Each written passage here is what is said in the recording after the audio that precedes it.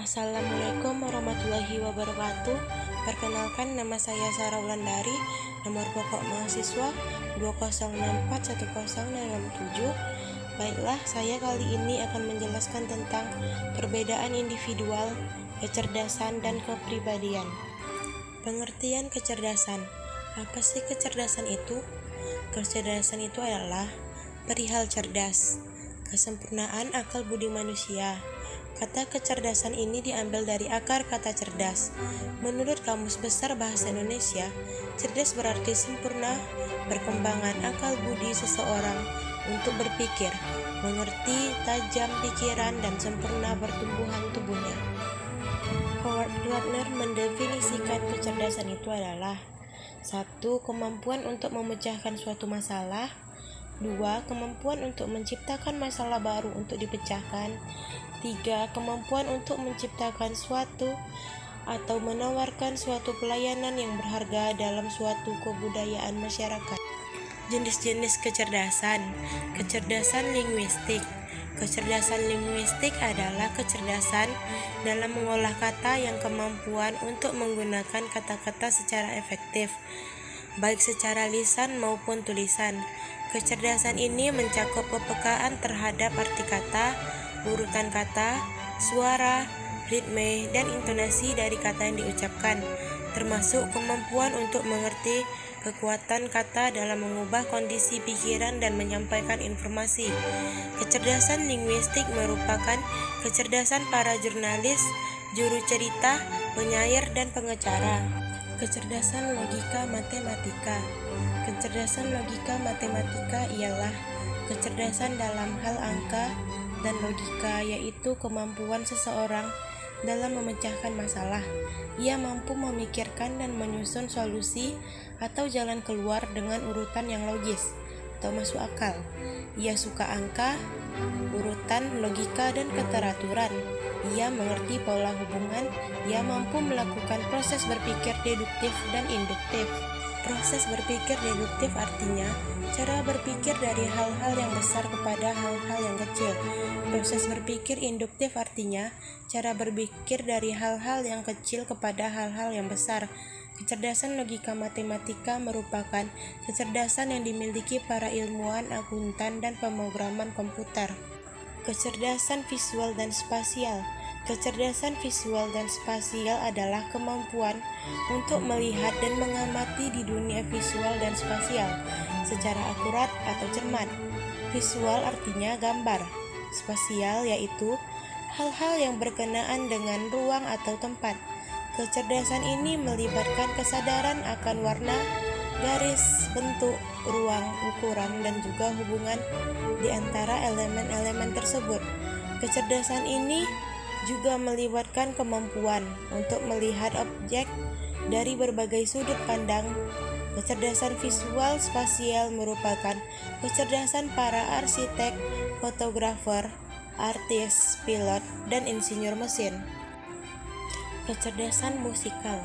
Kecerdasan musikal adalah kemampuan untuk menikmati, mengamati, membedakan, mengarang, membentuk, dan mengekspresikan bentuk-bentuk musik. Kecerdasan ini meliputi kepekaan terhadap ritme, melodi, dan timbre dari musik yang didengar. Musik mempunyai pengaruh yang sangat besar terhadap perkembangan, kemampuan matematika, dan ilmu sains dalam diri seseorang. Kecerdasan intrapersonal. Kecerdasan intrapersonal adalah kemampuan yang berhubungan dengan kesadaran dan pengetahuan tentang diri sendiri, dapat memahami kekuatan dan kelemahan diri sendiri, mampu memotivasi dirinya sendiri, dan melakukan disiplin diri. Orang yang memiliki kecerdasan ini sangat menghargai nilai atau aturan-aturan, etika atau sopan santun dan moral. Contoh orang yang mempunyai kecerdasan ini yaitu konselor, ahli teologi, dan wirausahaan. Kecerdasan interpersonal. Kecerdasan interpersonal ialah kemampuan untuk memahami dan bekerja sama dengan orang lain, kemampuan untuk mengamati dan mengerti maksud, motivasi, dan perasaan orang lain, peka pada ekspresi wajah, suara, dan gerakan tubuh orang lain, dan ia mampu memberikan respon secara efektif dalam berkomunikasi. Kecerdasan ini juga mampu untuk masuk ke dalam diri orang lain, mengerti dunia orang lain, mengerti pandangan, sikap orang lain, dan umumnya dapat memimpin kelompok. Kecerdasan kinestetik. Kecerdasan kinestetik ialah kemampuan dalam menggunakan tubuh kita secara terampil untuk mengungkapkan ide, pemikiran, dan perasaan. Kecerdasan ini juga meliputi keterampilan fisik dalam bidang koordinasi, keseimbangan, daya tahan, kekuatan, kelenturan, dan kecepatan. Kecerdasan ini mencakup bakat dalam mengendalikan gerak tubuh dan keterampilan dalam menangani benda. Atlet, pengrajin, montir, dan ahli bedah mempunyai kecerdasan kinestetik tingkat tinggi. Kecerdasan naturalis.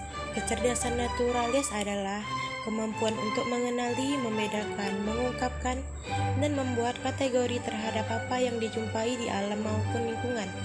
Intinya adalah kecerdasan ini merupakan kemampuan manusia untuk mengenali tanaman, hewan, dan bagian lain dari alam semesta. Pengertian kepribadian.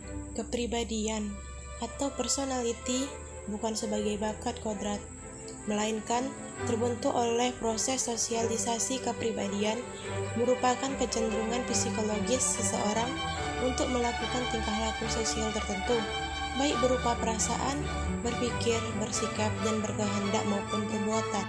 Di dalam kehidupan sehari-hari, kepribadian juga bisa diartikan sebagai ciri-ciri yang menonjol pada diri seseorang. Seperti kepribadian yang sangat pemalu dipakaikan sebutan kepribadian pemalu. Kepada orang yang supel diberikan sebutan kepribadian supel, serta kepada orang yang suka pelin-pelan, penakut, dan semacamnya diberi sebutan tidak punya kepribadian. Kepribadian menurut psikologi. Dari sisi psikologi, Gordon Allport mengatakan bahwa kepribadian untuk suatu organisasi atau berbagai aspek psikis dan fisik yang juga merupakan struktur dan sekaligus proses. Jadi, kepribadian ialah suatu yang bisa berubah. Secara khusus, Allport mengatakan kepribadian secara teratur tumbuh dan juga mengalami perubahan. Pengertian kepribadian menurut para ahli. Berikut ini pengertian kepribadian yang dikemukakan oleh seorang ahli yang definisinya dapat dipakai sebagai acuan dalam mempelajari kepribadian, yaitu: menurut Inger, kepribadian adalah keseluruhan perilaku dari seorang individu dengan sistem kecenderungan tertentu yang berinteraksi dengan serangkaian instruksi. Menurut M.A.W. Brauer, kepribadian adalah corak tingkah laku sosial yang meliputi corak kekuatan, dorongan, keinginan, opini, dan sikap-sikap seseorang. Menurut Huber, kepribadian adalah gabungan keseluruhan dari sifat-sifat yang tampak dan dapat dilihat oleh seseorang. Menurut Theodore Erneukombe, kepribadian adalah organisasi sikap-sikap yang dimiliki seseorang sebagai latar belakang terhadap perilaku. Konsep-konsep yang berhubungan dengan kepribadian. Ada beberapa konsep yang berhubungan erat dengan kepribadian, bahkan kadang-kadang disamakan dengan kepribadian. Konsep-konsep yang berhubungan dengan kepribadian adalah: 1. Karakter, yaitu penggambaran tingkah laku dengan menonjolkan nilai benar salah, baik buruk, baik secara eksplisit maupun implisit. 2. Temperamen, yaitu kepribadian yang berkaitan erat dengan determinan biologis atau fisiologis. 3. Traits atau sifat-sifat, yaitu respon yang senada atau sama terhadap sekelompok stimuli yang mirip berlangsung dalam kurun waktu atau relatif lama. 4. Tipe atribut atau ciri, mirip dengan sifat namun dalam kelompok stimuli yang lebih terbatas. 5. Habit atau kebiasaan, merupakan respon yang sama dan cenderung berulang untuk stimulus yang sama pula.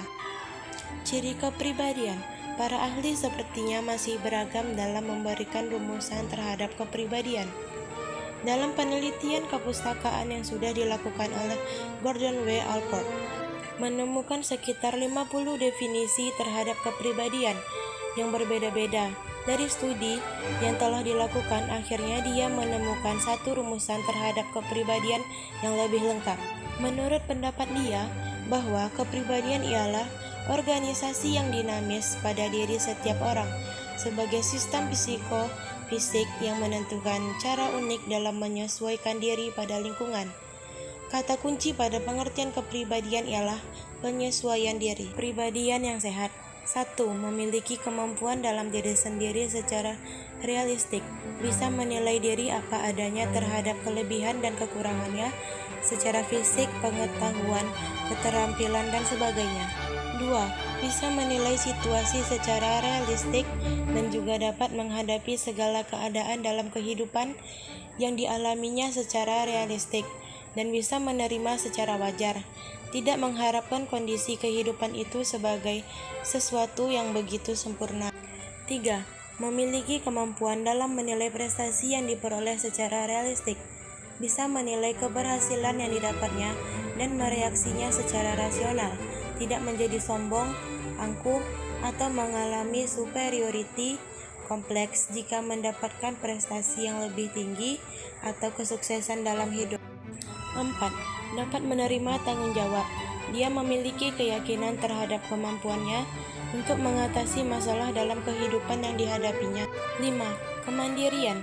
Mempunyai sifat mandiri terhadap cara berpikir, bertindak, memiliki kemampuan mengambil keputusan, mengarahkan dan mengembangkan diri, dan dapat menyesuaikan diri dengan lingkungannya.